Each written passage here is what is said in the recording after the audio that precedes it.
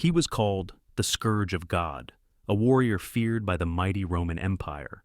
Leading the Huns, a fierce nomadic people, Attila carved a path of destruction across Europe. But who was this man who brought Rome to its knees?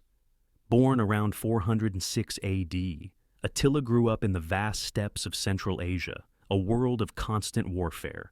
The Huns were nomads, masters of the horse, feared for their speed and brutality in battle. As a child, Attila was sent to Rome as a hostage, learning the ways of his enemy, but when he returned, he had one goal: to make the world fear the name of the Huns. Attila becomes king. 434 AD, Attila and his brother Bleda took control of the Huns. Together, they struck fear into the Eastern Roman Empire, forcing Emperor Theodosius II to pay them massive amounts of gold in tribute. But Attila wanted more than gold. In 445, he murdered his own brother, taking sole command of the Huns. Now, there was nothing to hold him back: the invasion of the Roman Empire. With fire and fury, Attila unleashed his wrath upon Europe. The Eastern Roman Empire was his first target. His horsemen swept through cities like Naissus, leaving nothing but ash and ruin. The Romans, unable to stop him, had only one option: pay more gold.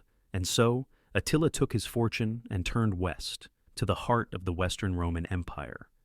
The Battle of the Catalonian Plains. In 451 AD, Attila faced his greatest challenge: the combined forces of Rome and the Visigoths, led by General Flavius Aetius. On the plains of Gaul, one of the bloodiest battles in history unfolded. Attila's forces charged relentlessly, but the Roman alliance held firm. For the first time, Attila was forced to retreat. It was not a defeat, but it was a moment that proved even the Scourge of God could be challenged. Attila's last invasion and death. The next year, a Roman princess Honoria sent Attila a ring, pleading for help.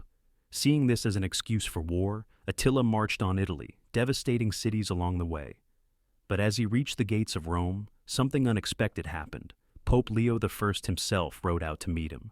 No one knows exactly what was said, but Attila turned back, sparing the city. The following year, in 453 AD, Attila celebrated his latest marriage with a night of drinking.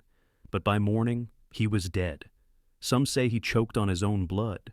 Others whisper he was murdered. Whatever the truth, the greatest warlord of his time was gone. The legacy of Attila. Without Attila's leadership, the Hunnic Empire crumbled. Rome would survive a little longer, but the scars of Attila's invasions never faded. Some say he weakened Rome so much that just 20 years later, the empire fell. Others remember him as a brutal conqueror. But one thing is certain: Attila's name still sends shivers down the spine of history. He came from the steppes, he ruled with fire, and even in death, his legend lives on. Want to uncover more legendary warlords of the past? Subscribe to the Historiae and join us on this journey through time.